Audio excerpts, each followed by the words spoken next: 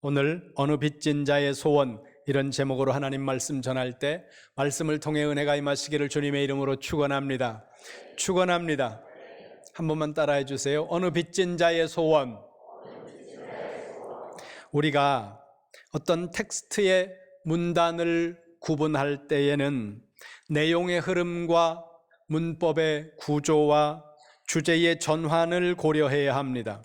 거기다가 그 텍스트가 시간적으로 지금 그 텍스트를 해석하는 해석자와 시간의 거리가 멀리 떨어져 있을수록, 그러니까 과거로 멀리 갈수록 우리가 문단을 구분할 때는 고대 문헌의 전통적인 구분 방식 등을 참고해서 문단을 구분해야 된다는 거죠.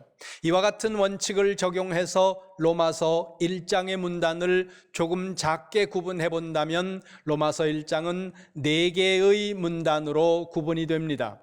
그리고 그 4개의 문단 중에 두 번째 문단이 로마서 1장 8절부터 15절까지의 말씀이라는 겁니다. 그 중에서 우리는 마지막 부분인 14절과 15절 말씀을 보았는데요, 이 부분의 핵심 토픽을 말씀드린다면 빚진 자의 의식과 복음 전파에 대한 사도의 열정, 이렇게 우리가 핵심 토픽을 정할 수 있다는 겁니다. 여러분은 어떤 의식을 가지고 세상을 살고 있습니까? 여러분도 이 빚진 자의 의식이 있습니까? 하나님으로부터 내가 모든 사람 가운데 빚진 자라는 이 빚진 자의 의식이 없으면 우리는 원망과 불평으로 해가 뜨고 해가 지는 인생이 된다는 거예요. 여러분, 무엇 때문에 원망하고 무엇 때문에 불평합니까? 죽을 인생, 이 불쌍한 인생을 하나님이 예수 그리스도를 보내주셔서 나를 구원해 주셨다고 하는 이 빚진 마음이 우리 밑바닥에 있다면 우리가 어떠한 환경 속에서 살든지 하나님 감사하면서 살 수 있다는 거예요. 돈이 없어 불행한 게 아니에요. 이 빚진 자의 의식이 없기 때문에 오늘 우리가 불행하고 불평스러운 인생을 살고 있다는 것입니다. 바울은 말합니다. 내가 빚진 자다. 오늘 본문 보세요. 14절 같이 봅니다. 시작. 헬라인이나 야만인이나 지혜 있는 자나 어리석은 자에게 다 내가 빚진 자라. 아멘. 거기 14절 맨 마지막에 보세요. 이렇게 말씀합니다. 내가 빚진 자라. 그런데 14절 맨 앞에 있는 단어를 보세요. 헬라인이라는 단어가 나오고 있는데 이 헬라인이라는 단어는 명목적으로 그리스 사람들만을 의미하는 단어는 아닙니다.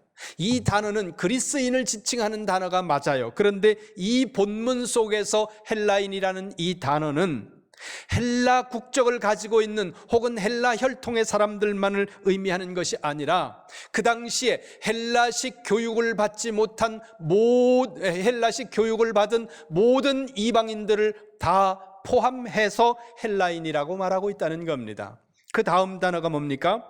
14절 두 번째 단어가 야만인이라는 단어입니다. 이 야만인이라는 단어는 헬라어 사본으로 보면 바르바로스라고 하는 단어가 사용이 되었는데 이 바르바로스라고 하는 단어를 다듬지 않고 번역하면 말 더듬는 혹은 낯선 말의 이런 뜻이라는 겁니다. 이걸 우리는 야만인이라고 번역을 해놨는데 여기서 말을 더듬는다, 이 단어가 바르바로스라고 그랬잖아요. 근데 말을 더듬을 때 이 말을 더듬는 원인들은 다양한 것이 있습니다. 장애로 말미암아 말을 더듬는 것일 수도 있고 또 다른 이유로 인해서 말을 더듬을 수도 있고 말이 낯설다, 이런 의미로 오늘 본문 속에서는 쓰이고 있다는 거죠. 그러니까 이 본문 로마서 1장 14절에서 이 단어가 의미하는 것은 장애 때문에 말을 더듬고 대화가 잘 안 되고 낯설고 이런 이야기를 하는 것이 아니라 문화가 달라서 사용하는 언어가 달라서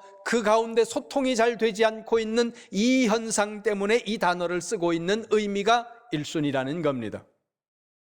저하고 아내하고 해외를 가끔 나가면 여행을 하면 둘이 이제 유명한 스팟을 이렇게 다닐 때가 있지 않습니까?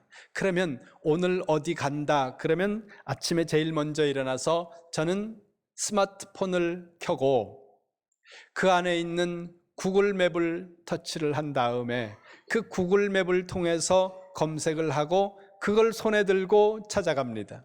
대부분의 사람들이 그렇게 여행을 할 거예요. 물론 여러분들 중에는 깃발 보고 다니시는 분들도 있겠지만, 그러나 여행하는 방법은 다양하죠. 저는 그렇게 찾아가는데 제 아내는 사람을 붙들고 물어봐요. 어떤 경우에는 제법 긴 시간 동안 묻습니다. 근데 문제는 못 알아듣는다는 거예요. 우리 아내만 못 알아듣는 게 아니라 나중에 보면 대화한 사람도 못 알아들은 것 같아요. 자꾸 그렇게 붙들고 물어보고 저보고도 물어보라는데, 야, 뭘 물어보냐, 여기 물어보는 게 제일 나아, 그러면서 저는 이렇게 하는데, 이렇게 문화가 달라서 언어가 달라서 서로 소통이 안 되는 경우 우리는 경험하지 않습니까? 여기서 지금 14절에서 야만인이라고 말하는 바르바로스라고 하는 이 단어가 의미하는 것은 그런 다른 문화 때문에 언어가 통하지 않는 이런 상황을 이야기하고 있는 그런 말씀이라는 겁니다.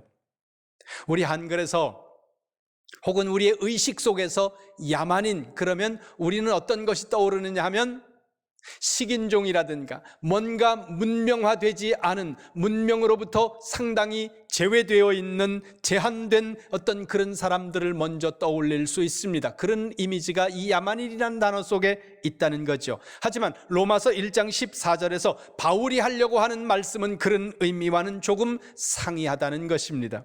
그 뒤를 보면 명확해집니다. 14절 그 뒤를 보세요. 야만인 뒤에 뭐라고 나와 있습니까? 지혜 있는 자, 어리석은 자, 이렇게 말합니다.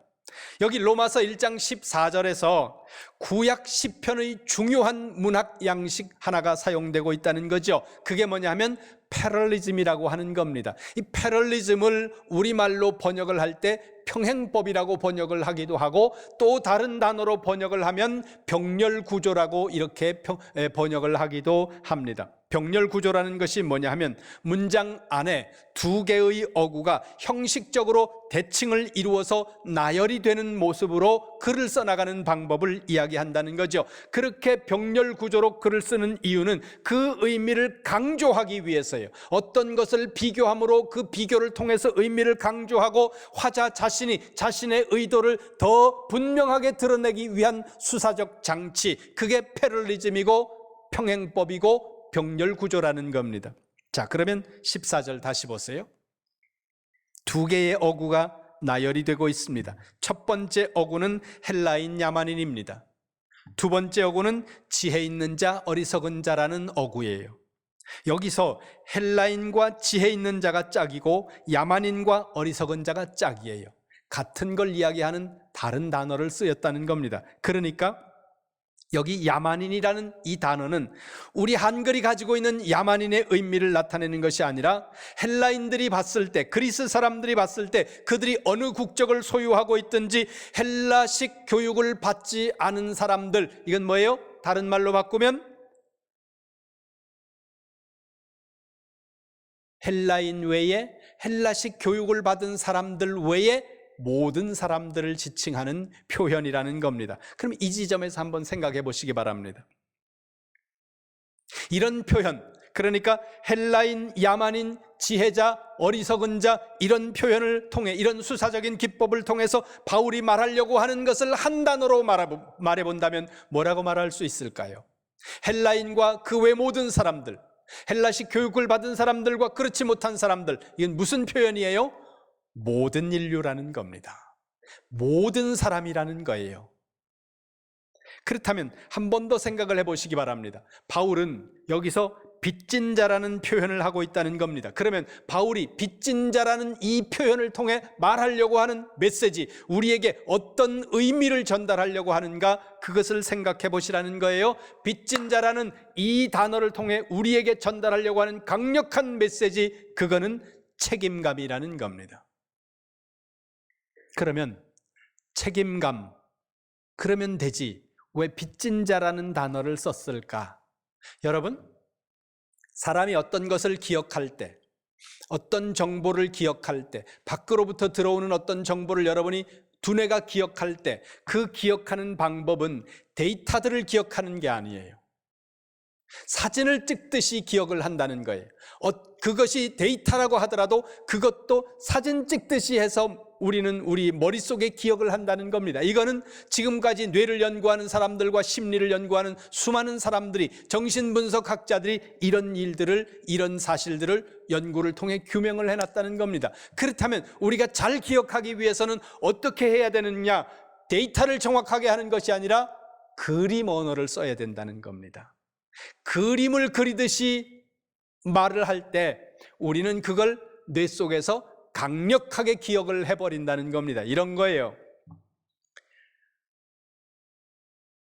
제가 박사 논문을 4년 동안 썼는데, 박사 논문을 쓰고 나서 박사학위 취득한 다음에 그 논문 앞에 보면 이제 감사의 글 있지 않습니까? 일반적으로 쓰는 감사의 글 말고 제가 감사의 글을 3편을 개인적으로 썼습니다. 그래서 책을 만들었어요. 각각 그분들한테. 저희 모친 거 하나, 저희 장모님 거 하나, 저희 아내 하나. 그 맨 앞에 감사의 글이 다른 거죠. 아내한테, 어머니한테, 장모님한테. 그래서 이게 써서 책을 만들어서 그걸 우리 이제 각각 감사한 마음에 이제 줬습니다. 근데 어느 날 한참 지났는데 저희 모친이 그래요. 야야, 내가 다 읽었다.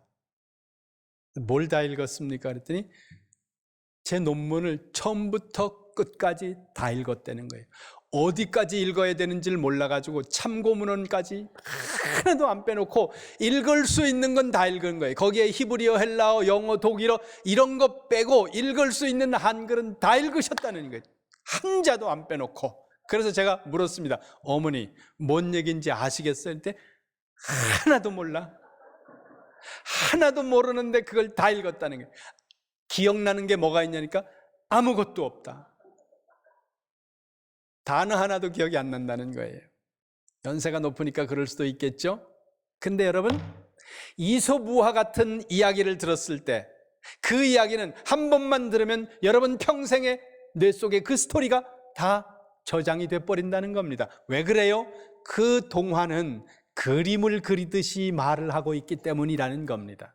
그래서 예배에 왔다 가면 여러분들이 기억하는 거는 하나님 말씀이 아니고 그날들은 예화예요. 그건 여러분 잘못이 아니에요. 여러분의 뇌가 그렇게 구성되어 있다는 겁니다. 그래서 사도 바울은 책임감이라는 이 중요한 단어를 쓰지 않고 빚진 자라는 이미지 언어를 통해서 우리가 강력한 빚을 지고 있다는, 책임감을 가지고 있어야 한다는 이 단어를 이렇게 표현하고 있다는 겁니다. 그런데 이 지점에서 멈추지 말고 우리의 생각이 조금 더 앞으로 나가야 됩니다. 나는 빚진 자다 이러고 끝나버리면 so what? 의미가 없는 거예요. 그 다음 15절로 나가는 겁니다. 1장 15절 같이 보겠습니다. 시작.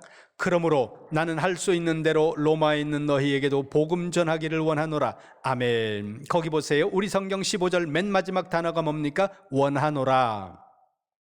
헬라어 문장을 그대로 직역하면 나는 원한다 그렇게 되어 있습니다. 헬라어 단어는, 특히 동사는 성수, 격 이런 것들이 다 변하면서 어미가 변해요. 그래서 그 안에 격이 있고 성이 있고 수가 있어요. 단어 안에. 그래서 원한다는 이 원형 단어가 이 본문 속에서 1인칭 주격으로 쓰여서 해석을 할 때는 원한다 이렇게 하지 않고 나는 원한다 이렇게 해석이 됩니다. 자, 그런데 주목할 것은 헬라어 사본으로 보면 원한다는 이 단어가 15절 맨 앞에 와 있습니다. 우리 문장은 어떻게 돼 있습니까? 맨 뒤에 와 있습니다. 왜 이렇게 됐을까요? 우리 글의 어순 때문에 그렇다는 겁니다. 우리 글의 어순이 헬라어의 어순과 동일하지 않기 때문에 우리는 원한다는 단어가 맨 뒤로 가고 있는데 헬라어는 맨 앞으로 왔다는 거죠. 이게 무슨 의미가 있느냐? 헬라어는 어순의 의미의 강조점이 있다는 거예요. 헬라어에서 그 어순, 어디에 단어가 들어가느냐 하는 것이 굉장히 중요한데 맨 앞으로 들어와 있다는 것은 그것을 저자가 되게 강조한다는 의미라는 겁니다. 원한다는 단어가 어디에 있다고요? 15절 맨 앞에 있다는 겁니다. 그러면 다시 보세요. 14절 맨 마지막부터 봅니다. 나는 빚진 자다. 15절 맨 앞에 원한다는 단어가 있는데 나는 원한다고 말했다 그랬죠? 그러면 뭐라고 해석을 하는 거예요? 나는 빚졌다. 그래서 나는 아주 강력하게 원한다. 무엇을 원하느냐? 복음을 전하는 것을. 우리가 살고 있는 현대는 사람마다 좀 다르게 느끼겠지만 도덕적 해이가 조금 심하다, 그런 생각이 들 때도 있습니다. 물론 이것은 주관적인 것입니다. 대한민국 형사법에 보면 형사 미성년자라는 표현이 나옵니다.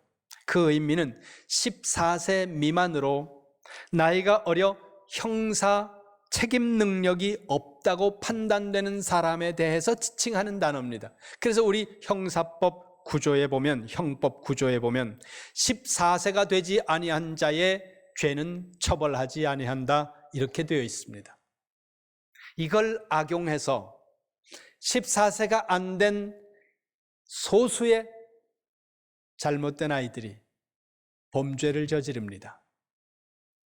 그리고 나는 14세가 안 됐으니까 이 책임을 안 져도 돼, 그렇게 하고 그 법망을 통해 빠져나간다는 거죠. 다만 피해자들은 그 보호자들에게 손해배상 청구 등의 민사적 책임을 물을 수 있는, 요구할 수 있는 방법은 있습니다. 그러나 14살 이하의 아이들이 직접적인 그 자신의 잘못에 대해, 죄에 대해 책임을 지지 않아도 되는 이런 제도들이 우리에게 있다는 겁니다. 그리고 빚을 지나치게 졌을 때 도저히 그 빚을 갚지 못하면 나는 빚 갚을 능력이 안 됩니다, 이렇게 나라에서 좀 해주세요 신청을 하면 나라가 빚의 일부를 갚아주거나 면제해주거나 혹은 그 빚을 갚아야 되는 그 빚 갚는 것을 일정 부분 유보해주는 그런 제도도 있습니다. 이러한 제도들은 민주주의 사회에서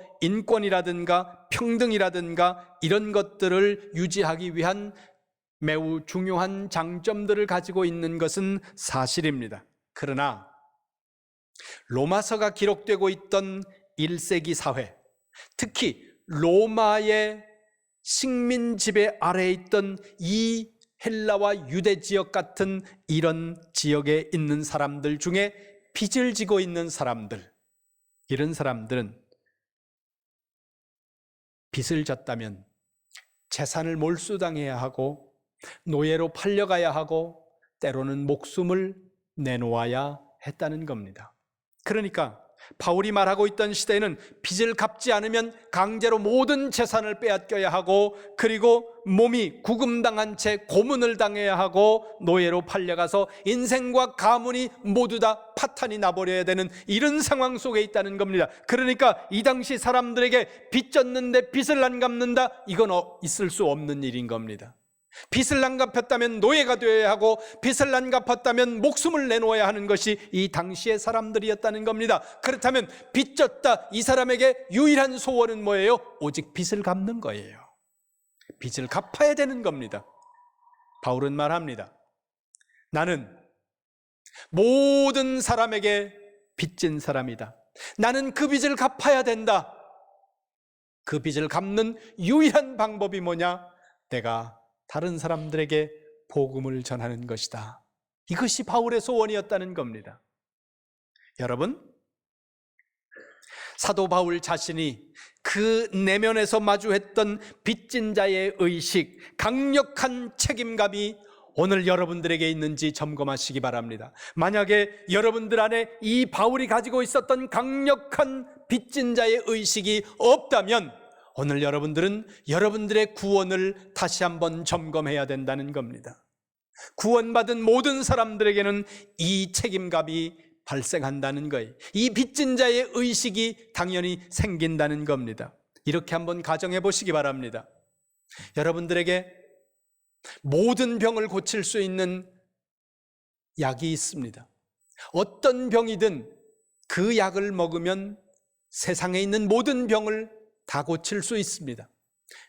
상상하기 기분이 별로 좋지는 않지만 여러분의 부모님과 여러분의 사랑하는 자녀와 가족이 병에 들었습니다. 그런데 여러분이 그 약을 가지고 있습니다. 그런데 그 약을 손에 들고 있으면서 병든 내 부모와 내 자녀와 내 사랑하는 가족들에게 그 약을 주지 않는 사람이 있다면 여러분, 그 사람은 어떤 사람입니까? 복음을 전하지 않는 사람이 바로 그런 사람이라는 겁니다. 주님은 우리에게 죄와 사망으로부터 벗어날 수 있는 오직 하나의 방법을 주셨다는 겁니다. 주 예수를 믿으라, 그리하면 너와 네 집이 구원을 받으리라. 천하인간의 구원받을 만한 다른 이름을 너희에게 준 적이 없느니라. 오직 예수, 오직 그리스도, 그 이름을 믿으면 너희는 구원받는다. 영접하는 자, 곧 그 이름을 믿는 자들에게는 하나님의 자녀가 되는 권세를 주셨다. 주님 말씀합니다. 예수 외에 길이 없습니다. 주님이 말씀하세요. 내가 곧 길이요 진리요 내가 생명이다. 나로 말미암지 않고는 아버지에게로 올 자가 없느니라. 주님 말씀하세요. 우리가 그 길을 알고 우리가 그 구원을 받았다면 우리 주변에 믿지 않는 사람에게 우리는 말해야 된다는 거예요. 뭐라고요? 예수 믿어라. 주 예수를 믿어라. 그 길 외에는 하나님의 자녀가 되는 방법이 없고 그 길 외에는 죄와 사망으로부터 벗어날 길이 없다는 것을 여러분, 우리가 말해야 된다는 거예요. 이 말을 하지 않는 사람들은 내가 고칠 수 있는 약을 가지고 내 사랑하는 가족들에게, 지인들에게 죽어가는 모습을 보면서 내가 손에 든 약을 그들에게 주지 않는 사람과 동일한 악한 사람이라는 것입니다. 여러분, 복음을 전하는 일이 어렵습니다. 간혹 어떤 분들이 그래요. 목사님, 전도하는 일이 너무 힘들어요. 맞습니다. 그러나 여러분, 돌이켜보세요. 2000년 기독교 역사에 복음 전하는 일이 쉬웠던 때가 언제 있었습니까? 저 터키를 가보세요. 그 갑바도기아 지하 도시에 수만 명이 신앙을 지키기 위해 그 속 안으로 들어갑니다. 그 속에 들어가면 30대 중반의 평균 연령이 30대 중반이, 그러면서도 그들은 신앙을 지키기 위해 그 깊은 땅 속으로 들어가 거기에 땅 속에 교회를 만들어 놓고 신앙을 지키고 복음을 전합니다. 오늘 우리 시대가 어렵다고요? 그들이 봤으면 뭐라고 말할까요? 쉽지 않습니다. 제가 신앙을 가지고 목사가 되고 저희 선친께 복음을 전했습니다. 아들이 목사인데 교회를 안 오세요. 제가 어떤 날은 하소연하기도 하고 어떤 날은 화를 내기도 하고 어떤 날은 협박을 하기도 하는데 교회를 안 오세요. 마지막에 병이 들어서 세상을 떠나는데 세상 떠나기 며칠 전 병원 침상에서 돌아가시기 직전에 예수님 믿겠다고 하고 세례받고 돌아가셨어요. 16년이 걸렸습니다.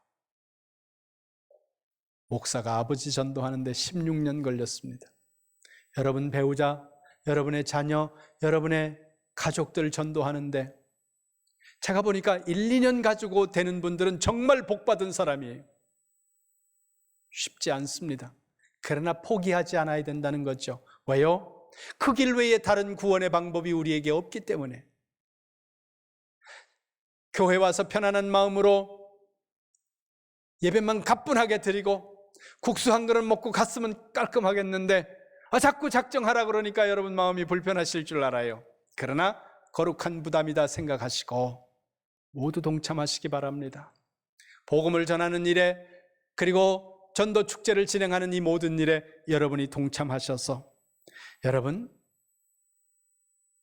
영혼을 구원하는 이 아름다운 사역 위에 여러분의 놀라운 수고가 힘을 보태시기를 주님의 이름으로 축원합니다. 나는 빚진 자다. 그래서 나는 빚 갚아야 된다. 이 소원이 세계 선교 여행을 바울로 하여금 3번을 하게 만들었고, 이 소원이 예루살렘으로 가면 붙잡혀서 감옥에 갈 것이라는 것을 알면서도 예루살렘으로 올라가도록 만들었고, 이 소원이 로마로 가면 죽는다는 사실을 알면서도 바울로 하여금 로마로 가게 만들었습니다. 오늘 여러분 안에 어떤 소원이 있습니까? 여러분이 가지고 있는 이 세상의 소원을 잘 되고 부자가 되고 여러분이 하는 일들이 형통하게 되기를 원하는 그 소원을 정죄하자는 것이 아닙니다. 하지만 구원받은 성도라면 내가 가진 이 복음, 이 생명, 예수 그리스도의 목숨값을 지불하고 받은 하나님의 선물임을 깨닫고 내가 가진 이 목숨, 예수님의 목숨값 빚진 이 목숨에 대한 빚진 의식, 그리고 빚을 갚아야 되겠다고 하는 이 거룩한 사명, 이 소원이 여러분 안에 충만하시기를 주님의 이름으로 축원합니다.